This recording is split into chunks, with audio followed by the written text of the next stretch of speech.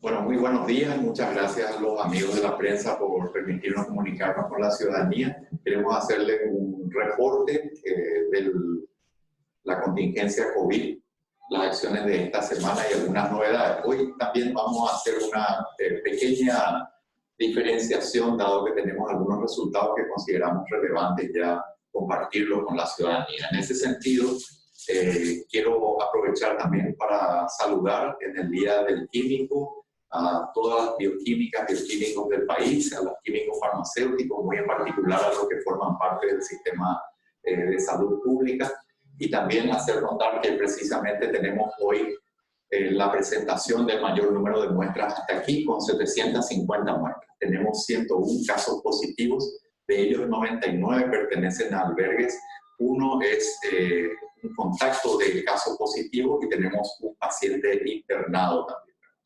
Es importante señalar en ese sentido, recordar un poquito lo que ha venido pasando en términos del aislamiento y la cuarentena. A partir de prácticamente el 18 de marzo, cuando se cierran las fronteras, la llegada de los compatriotas, se exigía un aislamiento en sus domicilios. En el mes de abril, ya empezamos a principios del mes de abril, aproximadamente el 3 de abril, hemos tenido también ya un aislamiento con la estrategia de cuarentena. Recordemos que en la época del aislamiento voluntario, por así decirlo, a la llegada de estos países, lamentablemente hemos tenido algunos episodios de ciertos pacientes que han abandonado su cuarentena. En razón de eso se ha establecido después la estrategia de los albergues. Inicialmente, la llegada de extranjeros y de viajeros de connacionales del país tenían resultados positivos en forma relativamente limitada. Eso fue creciendo sustancialmente con la llegada de compatriotas, sobre todo desde la frontera, desde el lado del Brasil, lo que nos ha obligado a cambiar cierto tipo de protocolos, como vamos a mencionar a continuación. También vemos con alguna preocupación que muchos de esos compatriotas que están llegando desde el Brasil, al perder sus trabajos, han estado varios días sin protección, con otras medidas, alcanzado las fronteras de la mejor manera que pudieran y han llegado a los albergues donde se han ubicado. Estando ahí también notamos con mucha preocupación que existe una suerte de negación respecto a la presencia del virus, en el sentido de que muchos de ellos no creen en el virus en sí, y también han tenido algunas conductas como el compartir tereré y ese tipo de cosas que nos preocupan mucho en el ámbito de ellos. También, como saben, hemos tenido una persona que ha dejado uno de los sitios de cuarentena con el posterior traslado. Entonces eso nos obliga realmente a redoblar esfuerzos para hacer estos controles que son importantes. Otro elemento que me gustaría señalar, que es técnico, pero que es relativamente fácil de comunicar, tiene que ver con el hecho de que las cargas virales de la gente que está llegando desde el Brasil son muy altas. En otras palabras, los test detectan con mucha facilidad a los positivos. Tenemos muchos casos de pacientes asintomáticos con cargas virales muy altas. En contrapartida a los casos que encontramos, por ejemplo, como contactos en la zona más de Asunción y Central, de gente que no ha venido recientemente del lado de la frontera con el Brasil. Quiero hacer una breve referencia porque ha habido, como mencioné antes, un cambio progresivo en los protocolos. Naturalmente, el Paraguay, habiendo sido uno de los países que estableció medidas restrictivas más estrictas, más temprano, ya en la época en que se iniciaba la llegada de los compatriotas y otros extranjeros, iniciamos un aislamiento en un periodo de tiempo donde otros países simplemente solicitaban una notificación en caso de síntomas. Esto ha ido progresando y hemos ido ajustando el protocolo, que es lo que quiero mencionar a continuación. Bueno, ¿dónde hacemos los test? Porque es muy importante clarificar que nosotros no estamos restringiendo los test a los sitios de cuarentena. Muy por el contrario, tenemos varios lugares. En primer lugar, ¿dónde tomamos las muestras? Tomamos las muestras en los hospitales, en los albergues En los puntos de toma, esos puntos de toma express, como les denominamos, que tenemos, por ejemplo, en el área de la Costanera, en el área de la Caminera, sobre la avenida Eusebio Ayala, y también próximamente en otras áreas del interior del país. Y esto es muy importante, ¿a quiénes le tomamos? Y esto ha ido cambiando precisamente porque venimos perfeccionando ese protocolo. Por un lado, tenemos aquellas personas que hayan presentado al menos 2 síntomas de los típicos del COVID. Estamos hablando, por ejemplo, de la gente con fiebre, con secreciones nasales, con constipación nasal, con dolor de garganta, picazón de la garganta, pérdida del olfato, pérdida del gusto, tos, etc. Teniendo 2 de esos síntomas, entonces les tomamos la muestra. Aquellos que están internados con cuadros respiratorios, entonces eso lo hacemos de manera rutinaria, buscando en todo el sistema de salud, incluyendo el sector privado. Los albergues, sobre todo aquí tenemos en cuenta el hecho, como mencionaba antes, de que tenemos muchos casos positivos asintomáticos, es decir, sin síntomas totalmente. En estos albergues también ha cambiado. En una primera etapa, lo que se hacía era tomarles una muestra al día 14 aproximadamente, o un día o 2 antes, y la idea era poder liberar a la gente con un test negativo. Como hemos notado, la gran afluencia de gente con enorme carga viral y muchos casos asintomáticos, desde hace una semana aproximadamente se ha cambiado el protocolo, en donde ya también tomamos una muestra en el primer día de llegada de estos compatriotas. Lo otro que es muy incorporado también es el tema de los contactos de casos positivos. En el caso de los contactos, naturalmente le hacemos el test tan pronto desarrollan síntomas, o aún que no desarrollen síntomas, lo hacemos en el día 14, ¿verdad? Entonces ahí recién lo declaramos, digamos, libre de posibilidad de contagio. Algunas acciones interesantes en esta semana, sobre todo en este contexto de la problemática que acabo de explicar, estuvimos trabajando con la Secretaría Nacional de Turismo. Se han capacitado ya a mucho personal de 94 hoteles, una capacitación en bioseguridad, en preparación para el potencial manejo, gestión de pasajeros en los hoteles en términos de cuarentena o también si hubiera interés en aislamiento. El Ministerio de Salud ha recibido un interés formal por parte de 21 hoteles a lo largo de todo el territorio de la República y estaremos visitándolos para proveerles la certificación pertinente en caso de que tengan ya todos los criterios establecidos de bioseguridad y de capacitación que he mencionado. En la semana también hemos recibido, el día de ayer específicamente, 600.000 mascarillas quirúrgicas, 250.000 mascarillas N95. También tenemos algunos vehículos en préstamo que han sido otorgados por empresas privadas y insumos y equipos varios. Como saben, esto pueden verlo en nuestra página, en nuestro tablero. También quiero socializar algunas licitaciones que muchas de ellas se abren en el día de la fecha. Si bien tienen sus cursos normales, son absolutamente públicos, quiero hacer énfasis en esto e invitar personalmente a cualquier empresa que quiera. Estas son las licitaciones que están a disposición y que esperamos y ojalá haya interés de todas las empresas posibles, están a disposición de ustedes. Algunas de las compras por vía de excepción que se plantean: equipos para laboratorio central, monitores, reactivos, insumos de protección biológica, ampliación de gases médicos, entre otros. Son más amplios, pero resaltamos, digamos, algunos de los ítems que tienen mayor relevancia y requerimientos en el ámbito de la contingencia COVID. Una vez más, destacarles que toda la información se actualiza semanalmente, habitualmente los viernes, así que, por ejemplo, la información que acabo de adelantarles respecto a las donaciones de la semana probablemente van a estar ya registradas en el tablero día lunes. Pero cuando ustedes entran en la página del Ministerio de Salud Pública, tienen aquí estos 6 bloques donde pueden ingresar, desde las metas en algunos ítems, el capital humano, donde van a encontrar cuánta gente se ha contratado en el ámbito de la contingencia COVID por otra vía, pero para el mismo objetivo, en qué regiones están, hasta qué hospital y en qué número, e incluso discriminado por tipo de especialidad en salud. Ámbito de adquisiciones, conexiones directas con las licitaciones a que he hecho alusión. También tenemos las donaciones, cada uno de los donantes, cooperantes, del sector privado, entes del Estado o las binacionales, por ejemplo, uno puede ver qué ítems fueron donados y exactamente dónde fueron distribuidos. Lo propio se puede hacer con la distribución de los equipos de protección individual y los equipos biomédicos. Cada semana estamos teniendo varias acciones en el plan de contingencia que nos permiten poder afrontar mejor y pertrecharnos mejor para enfrentar esta lucha. En lo que va de la semana hemos tenido algunas visitas importantes.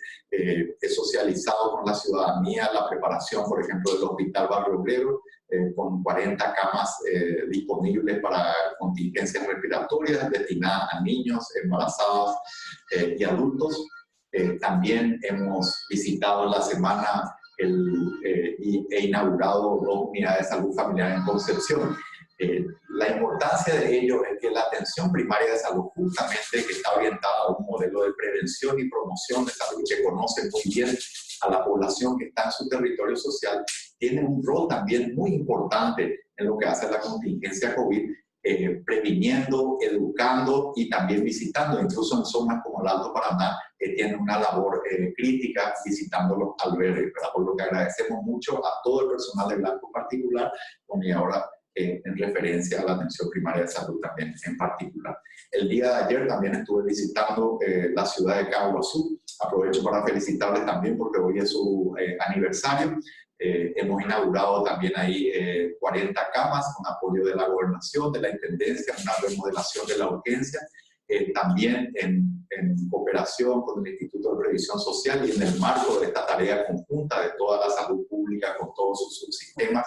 Hemos también inaugurado la terapia intensiva en la ciudad de Caguazú por primera vez, con una cooperación en términos de equipamiento por el lado del Ministerio de Salud Pública y de infraestructura edilicia y también de recursos humanos por parte del Instituto de Previsión Social. También en esta semana he tenido el gusto de poder reunirme con el sector textil, donde vemos con mucho beneplácito el hecho de que muchas empresas nacionales están reorientándose hacia rubros no tradicionales en el ámbito de salud, están trabajando denodadamente para conseguir las especificaciones técnicas de protección, incluso a nivel internacional, mandando los materiales y tejidos en ese sentido. También el día de ayer el viceministro Portillo estuvo visitando al sector metalúrgico, donde hemos evaluado también con gran interés un prototipo de camas hospitalarias que está muy avanzado y ojalá esperanzados de que pronto también puedan incursionar con éxito en ese rubro que también es muy necesario en el contexto de la lucha contra el COVID, ¿verdad? Así que en ese sentido, volver a recordar en el ámbito de la cuarentena inteligente que tenemos una enorme responsabilidad. Estamos en la segunda parte, en el segundo tiempo de una lucha difícil. Este segundo tiempo es todavía más importante que el primero, así como fue difícil entrar en esta primera etapa con los sacrificios desde el punto de vista económico y de libertades personales. También la salida gradual, el despliegue de las etapas de la cuarentena inteligente también es una cuestión que debe llevarse adelante con la máxima responsabilidad. En este momento es difícil hacer todavía una evaluación porque necesitamos tiempo para poder utilizar los indicadores que hemos adelantado en el pasado de modo a tener una valoración crítica. En el ámbito de lo subjetivo tenemos buenos reportes y algunas cuestiones que también encienden las alarmas. Por un lado, vemos, por ejemplo, algunas empresas constructoras que trabajan con cuadrillas, que usan mascarillas del mismo color para establecer quiénes están en la misma cuadrilla, un orden, respetando los protocolos sanitarios de manera estricta. Lo mismo vemos en construcción en el sector privado, por ejemplo. Vemos también con mucho beneplácito en zonas de la ciudad con gente comprometida que entiende los conceptos, incluso en barrios humildes, donde vemos, por ejemplo, en las despensas que las señoras tienen dueña de algunas de las despensas, por ejemplo, tienen lavaderos de manos, congregan también a los vecinos para trabajar sobre la base de la seguridad de todo el vecindario. Entonces, eso es realmente algo muy saludable. No quiero tampoco dejar de mencionar algunas mesas de trabajo muy importantes que hemos tenido en esta semana. Nos hemos reunido con las iglesias, también con referentes del arte, por ejemplo, y estamos trabajando en ello para tener siempre una postura y una predisposición, una preparación de aquellas empresas y aquellos sectores que aún no han entrado dentro de la primera fase de la cuarentena inteligente y para perfeccionar aquellos que ya lo han hecho, ¿verdad? Recordar un poco algunos de estos indicadores. Como decíamos, vamos a rendir examen frente al COVID y es el COVID el que va a tener la última palabra sobre si nos ha ido bien o mal. Quiero también expresar, como dije, un poco de preocupación. Hemos visto el no respeto en algunas situaciones del distanciamiento físico y del distanciamiento social. Así que instamos a la ciudadanía a hacerlo porque cualquier tipo de relajación en este momento puede generar un cambio de situación muy delicado y puede realmente hacer que en un abrir y cerrar de ojos mucho de lo alcanzado hasta aquí pueda comprometerse de manera muy grave. Recordar simplemente, sin entrar en mucho detalle, pero ya oportunamente, seguramente en una semana más o un poco más, vamos a estar compartiendo con ustedes. ¿Qué es lo que vamos a ver? El número de camas, por ejemplo, que están ocupadas, de camas convencionales, de camas de terapia intensiva, pensado aquí.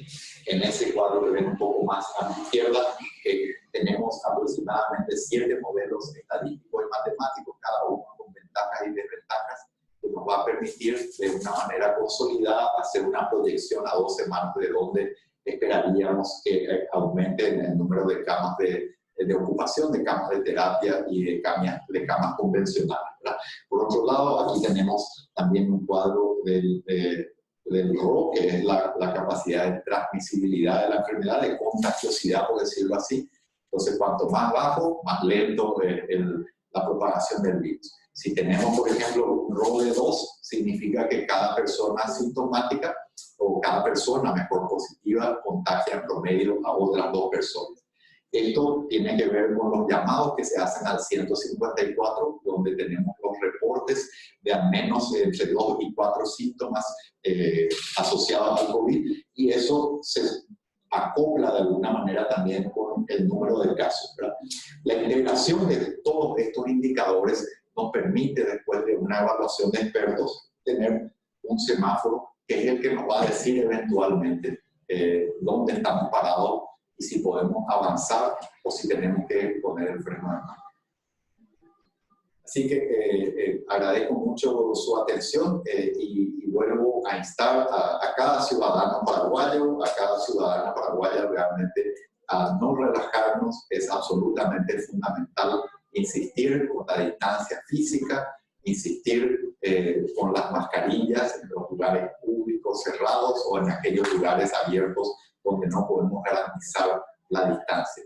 El lavado de manos. La mascarilla por sí misma no nos protege, es una falsa seguridad. Hay que integrar todo ello y también trabajar sobre la base de cuadrillas y turnos, de modo que podamos evitar o generar el menor impacto posible en caso de que tengamos una persona afectada. Muchas gracias. Estamos abiertos a las preguntas que pudiera tener la prensa. Muchas gracias, ministro. Lo que respecta a la placa de control y monitoreo, estos datos de las 750 muestras y los 101 positivos sería prácticamente su informe que habitualmente lanzan en el Twitter el día de hoy. Correcto. En el día de la fecha, debido a que tenemos estos números y que creí muy importante en el contexto de la cuarentena inteligente y de algunos conceptos y situaciones prácticas, hemos decidido adelantar.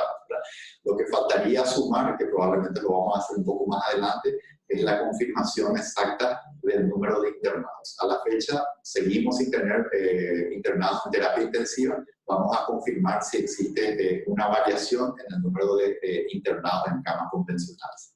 ¿Todos estos 101 están en albergues o hay algunas personas en la comunidad? 99 están en albergues, hay un contacto que está en la comunidad y hay un paciente internado. En lo que respecta al tema de la gente se está contagiando colectivamente en albergues.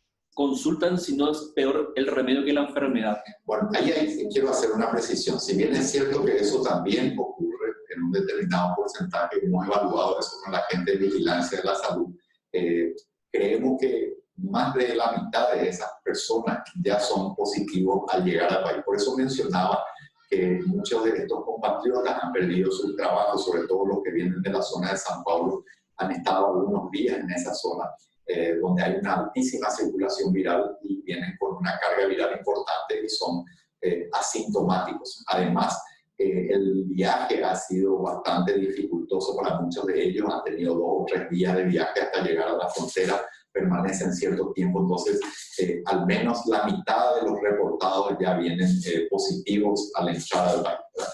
Y dentro de los albergues, naturalmente siempre hay hay cosas que mejorar, pero también ahí, como decía yo, veo con mucha preocupación el hecho de que hay una suerte de negación en lo que tiene que ver al virus. Tenemos varias historias que lo atestiguan y nuestro personal de blanco que asiste a los albergues también nota conductas que no son también acordes a las medidas que estamos promoviendo.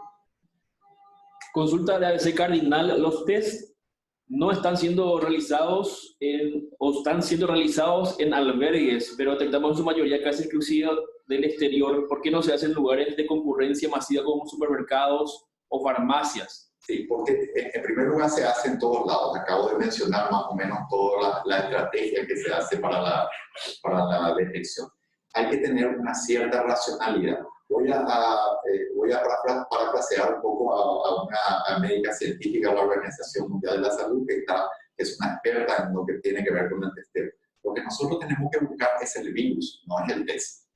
Entonces, el test es una herramienta, entonces hay que tener una cierta racionalidad para la búsqueda de los casos positivos. Ahora, cuando tengamos esos otros test rápidos que también tienen varias limitaciones, ahí se van a hacer los estudios epidemiológicos masivos, pero no buscan tanto el diagnóstico persona a persona como, por ejemplo, poder tener una noción de la gente que ya tuvo la enfermedad, la circulación que tuvo la enfermedad.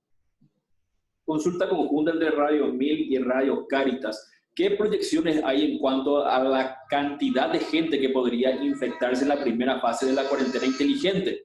¿Y en qué medida la irresponsabilidad de Brasil en cuanto al descontrol de su manejo de la pandemia podría afectarnos? ¿Y por qué eso podría ser difícil para nosotros? Bueno, los cálculos son bastante difíciles de hacer, pero nosotros vemos como muy auspicioso la estrategia de la cuarentena en albergues, porque hasta ahora nos ha permitido abrumadoramente poder contener esos casos en un ambiente controlado.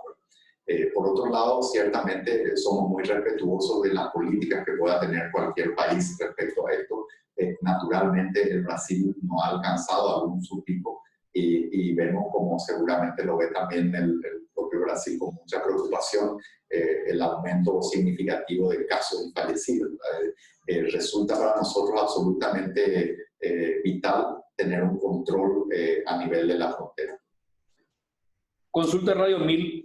Los senadores rechazaron el impuesto al tabaco y bebidas azucaradas.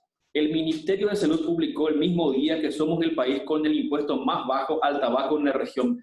¿Puede el Ministerio de Salud recomendar al Ejecutivo aumentar el impuesto y tiene la atribución del Ejecutivo de hacerlo sin que pase por el Legislativo? Sí, bueno, ahí hay una valoración que seguramente el Ejecutivo hace respecto al momento, ¿verdad? Ahora, yo tengo una posición muy clara al respecto que no ha cambiado. Yo considero que todos los impuestos a las 3 cosas mencionadas deben ser elevadas sobre la base de una racionalidad del impacto que tienen sobre el sistema de salud. Esa posición no ha cambiado y no va a cambiar. Consulta de Radio Nacional del Paraguay. ¿Cuál es la propuesta que hacen los dueños de restaurantes de manera prioritaria para el protocolo? Sí, bueno, se sigue trabajando con ellos. Los protocolos, me gustaría volver a explicar sencillamente que nosotros partimos de las medidas más restrictivas posibles en un extremo y en el otro extremo tenemos la cotidianeidad como la conocíamos antes, como era nuestra vida. La idea es recorrer ese camino de manera muy gradual y muy cuidadosa para asegurarnos de no perder el control sobre la epidemia y que nuestro sistema de salud pueda dar respuesta a ello, ¿verdad?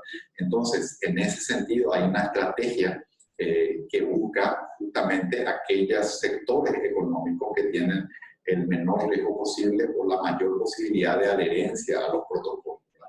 Entonces, la industria, posteriormente el comercio y finalmente lo que tiene que ver con los servicios y el ocio van más o menos en ese orden. La idea conceptual es que tengamos el menor tiempo de exposición y el menor tiempo de exposición también a número y diversidad de contactos, ¿verdad? Sobre esa base entonces trabajamos con todos los sectores tienen derechos, pero no todos los sectores tienen el mismo nivel de riesgo. Una pregunta conjunta que hacen Radio 1 de Marzo y Radio 1. Cuando se dice que aún no vino lo peor, ¿quiere decir que se tiene una proyección de la enfermedad? ¿Se ratifican en ese porcentaje de contagiados del 60% que tendremos? Sí, bueno, es un poco difícil de hacer esa afirmación. Los números han cambiado, son escenarios hipotéticos, ¿verdad? Y a veces son sacados un poco de contexto, ¿verdad?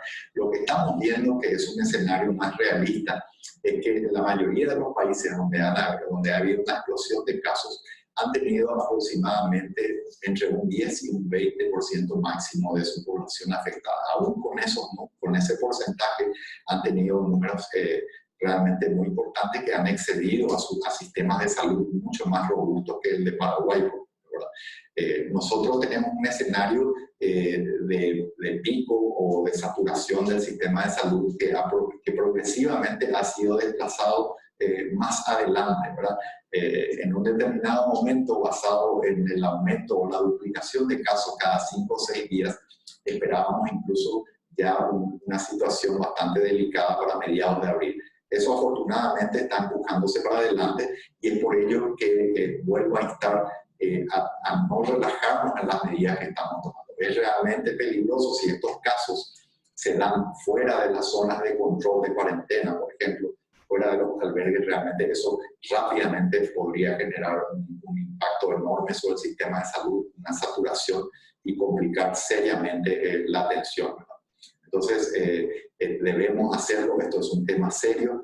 Como decía, veo con mucha preocupación que hay gente que tiene una negación respecto al virus. Entonces, eso nos hace redoblar los esfuerzos en términos de educar a nuestros compatriotas que están en esa situación temporal, así como a los compatriotas que estamos fuera, porque también decía yo y vuelvo a reiterar porque me parece vital, el mejor acto de ciudadanía que puede haber hoy es que una persona de bien se acerque si tiene sospecha y se haga el test para protegerse a sí misma, a sus afectos y al resto de la ciudadanía. Entonces, nosotros no podemos tener una postura hostil o estigmatizar a la gente que está guardando aislamiento, a la gente que viene a hacerse los test, cosa que lamentablemente ha sucedido en varias zonas del país. Radio 1 de Marzo consulta, de los 10 casos de fallecimientos registrados, ¿los casos graves y muertes pertenecen a los grupos de riesgo como se había informado en principio? 9 de 10. Radio 1 consulta, desde la implementación de la cuarentena inteligente, ¿han notado que se cumplieron las medidas preventivas o tendremos que volver al aislamiento físico absoluto? Bueno, como decía antes, ¿verdad? Hemos tenido buenas y malas historias, ¿verdad? Y las malas no son las predominantes, pero son lo suficientemente inquietantes para resaltar que basta que nos descuidemos un día para que nos enfermemos y basta que se descuiden unos cuantos para que la propagación se acelere de manera grave. Así que es importante eso. Por otro lado, también quiero destacar que nuestra gente no solamente en su gran mayoría ha respetado el distanciamiento social, el distanciamiento físico y las medidas higiénicas, sino que las ha incorporado a su conducta y con ello se ha logrado que otras enfermedades infectocontagiosas bajen significativamente. Esperamos ahora la llegada del invierno con más crudeza, entonces es un escenario además desafiante, así que vuelvo a instar a la ciudadanía a que mantenga esas medidas. Ministro, con respecto a la licitación para la compra de lavarropas, ¿puede dar una aclaración con respecto a eso? Sí, muchas gracias por la pregunta. Sí, en primer lugar, la licitación del lavarropas está en una etapa de evaluación, es decir, no fue adjudicado, así que no se puede hablar de ninguna situación en este momento. Esta licitación es una licitación pública nacional, ha tenido ya iniciada en el mes de agosto del año pasado. La primera ha sido declarada desierta porque no había oferentes. La segunda, en este momento, sobre la base de un precio referencial, ha recibido un solo oferente que está en este momento siendo evaluado. Y esta evaluación se hace también sobre la base, primero que nada, importante que la ciudadanía entienda, estamos hablando de un lavarropas industrial de 140 kilos. Probablemente pueda ocupar la sala donde estoy ahora yo, e incluye también un mantenimiento a un año, la conexión eléctrica, la conexión de los tubos correspondientes, y entonces y también la capacitación del personal, ¿verdad? Así que nosotros estamos muy abiertos a cualquier indagatoria, a cualquier pregunta que pudiera haber.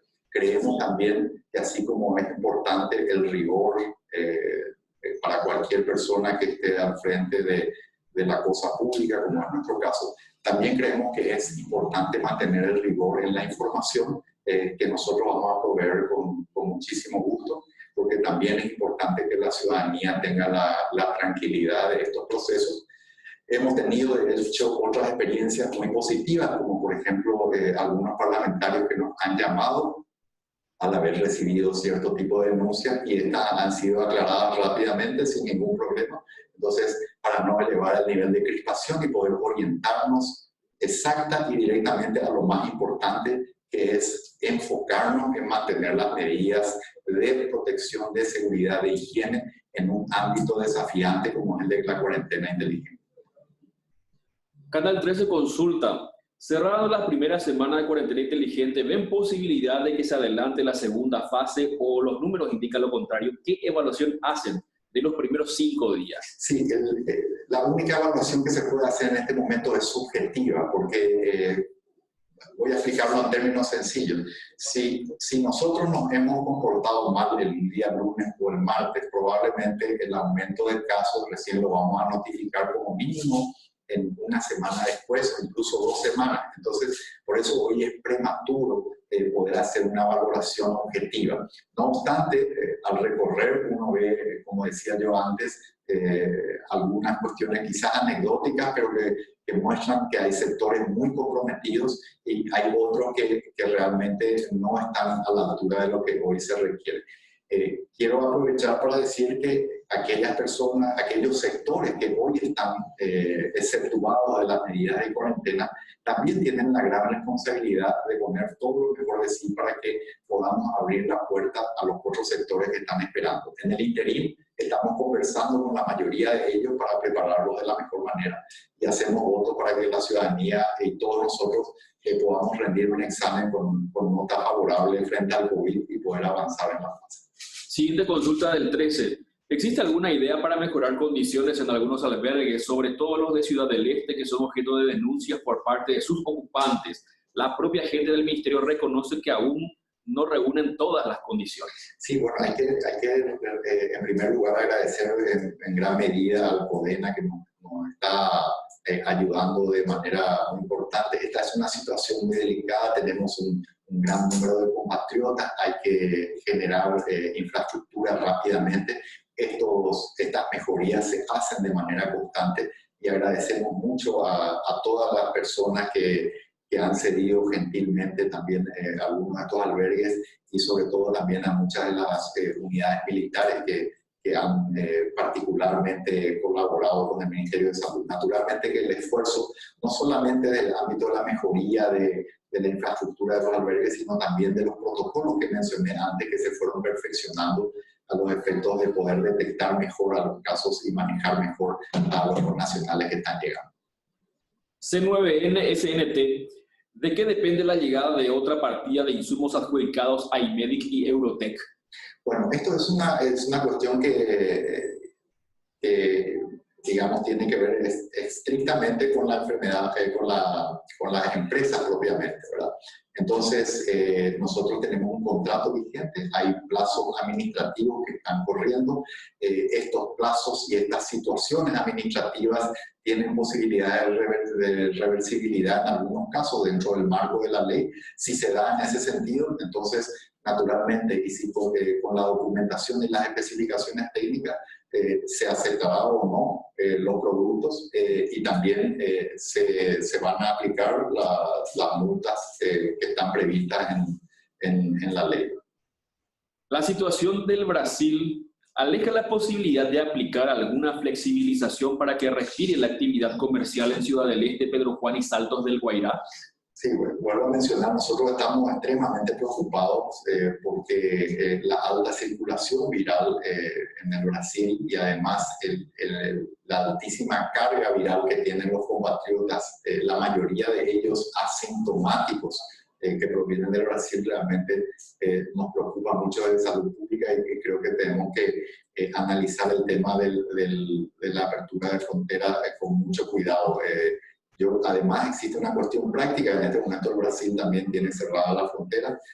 Yo considero que es una situación realmente riesgosa en este momento. Esperemos que cambie, pero por el momento, desde el punto de vista de salud pública, existe un riesgo muy alto de que pudiera haber una propagación en ese lugar. Y esa propagación puede llevar a una saturación no solamente del sistema en Alto Paraná, sino en todo el país. América TV consulta en un albergue cada vez que salta un caso positivo. ¿A cuántos días se le extiende al resto de los ocupantes la cuarentena vigilada? 7 días. Consulta del diario Última Hora. La gran prueba para esta primera fase de la cuarentena inteligente podría darse para el 14 y 15 de mayo. Sí, yo creo que es importante. He mencionado también otro concepto que es el que la hiperconectividad es igual a hiperinfectividad. O sea, en otras palabras, términos sencillos, significa cuanto más fácil es desplazarse a mayores distancias, también más rápido se propaga el virus. Eso es lo que explica, por ejemplo, cómo algunos países europeos, donde es realmente muy fácil transportarse, han tenido también esto frente a otros países que tienen peor conectividad, ¿verdad?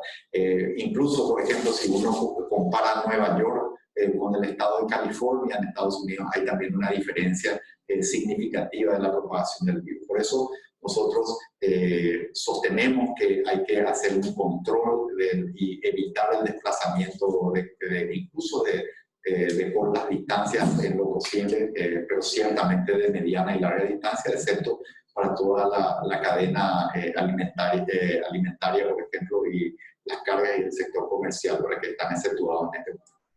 Canal Gen Radio Universo 970.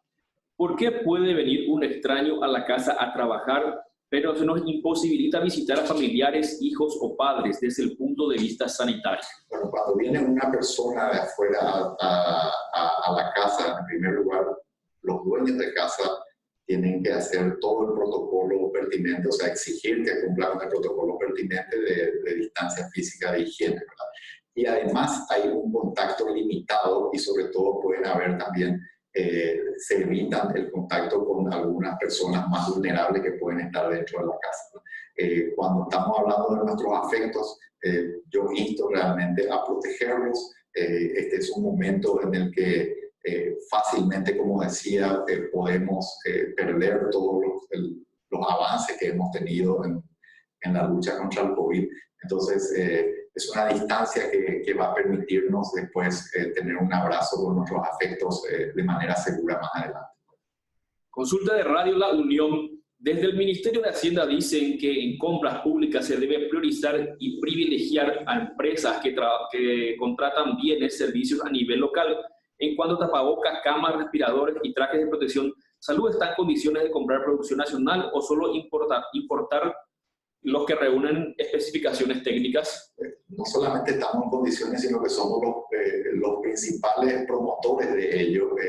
Por eso mencionaba que hemos tenido una reunión, por ejemplo, con el sector el presidente del sector textil, justamente también un poco orgullosos de los esfuerzos que están haciendo en el sentido de poder acercarse a las especificaciones técnicas que son complejas por una cuestión de obtener la materia prima que se requiere para esto, ¿verdad? Entonces, vemos con buenísimos ojos que la industria nacional se reconvierta, que aborde estos rubros no tradicionales en el ámbito de salud, ¿verdad? Así que vamos a promover y hacerlo. Por el momento todavía falta algunas etapas, pero están avanzadas. Unicanal consulta, que usted mencionó que los compatriotas que vienen del exterior tienen altas cargas virales por las condiciones en las que están. Esta decisión de cierre de frontera no está vulnerando aún más su condición de salud. ¿No es recomendable priorizar el ingreso para tratarlos? Sí, no, la alta carga viral tiene que ver con la zona de donde vienen, ¿verdad? Y que son sintomáticos, ¿no? Y una vez que entran, la mayoría de estas personas son sintomáticas, se las vigila, hay brigadas sanitarias que justamente hacen la evaluación diaria de estas personas, y si hay alguien que requiere atención hospitalaria, naturalmente es retirada de esos lugares y es remitida a un hospital. La mayoría de los compatriotas que están llegando, como son trabajadores, son gente joven, y la mayoría de ellas no tiene síntomas. Entonces ese es el peligro realmente, que pues, tienen una alta contagiosidad, se sienten perfectamente bien, incluso eso les hace dudar de la existencia del virus, ¿verdad? Entonces, como decía, naturalmente aquellas que tienen síntomas importantes o síntomas son reubicados en albergues exclusivos para COVID positivos, y los que tienen síntomas que así lo ameriten son incluso remitidos a los hospitales de la zona. Consulta del diario ABC. Usted explicó acerca de la importancia de los protocolos de comercio como tiendas y restaurantes. ¿Sería factible implementarlos en la próxima semana? Yo creo que es un poco temprano, porque la dificultad que tenemos es lo que mencionaba antes. Para hacer una valoración objetiva de cómo nos fue con lo que está exceptuado hasta aquí, necesitamos al menos una semana más, ¿verdad? Al fin de la otra semana. Entonces, es difícil hacer una valoración hasta entonces. Yo creo que ahí recién podemos plantearnos eso, pero se puede ganar tiempo justamente en el perfeccionamiento de los protocolos de todos aquellos sectores económicos que están prestos para iniciar la segunda etapa. ABC Cardinal y ABC TV consulta. ¿Existe riesgo de que, al ser Brasil el centro de propagación, Paraguay sea arrastrado? Sí, naturalmente, existe un alto riesgo de ello, y es por eso que estamos tomando estas medidas, y la estrategia de los albergues y las cuarentenas es absolutamente fundamental, y el ingreso restringido también nos parece absolutamente indispensable por el momento.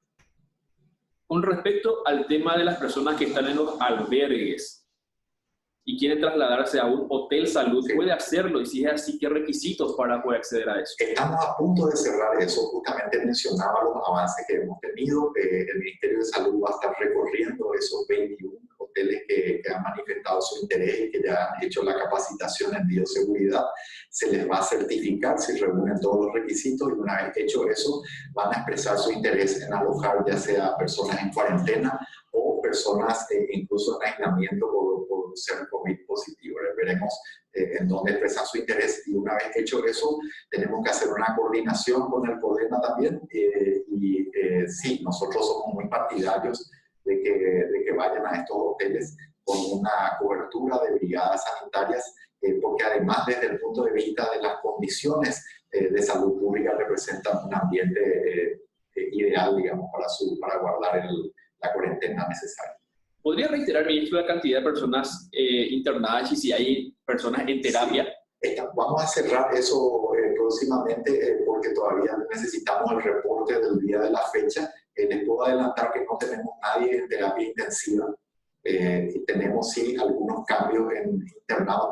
Tenemos al menos un internado, mencioné uno de los 101, es un internado, pero también es muy posible que se hayan dado altas del hospital en estos días, y entonces ese número seguramente lo tendremos al final de la mañana.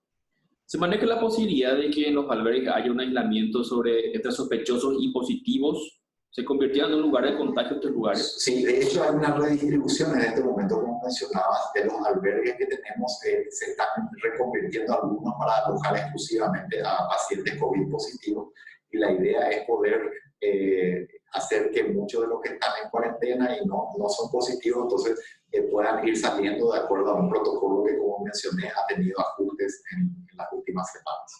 ¿Es factible el pedido de los peluqueros que piden abrir sus negocios de manera a no ir a las casas?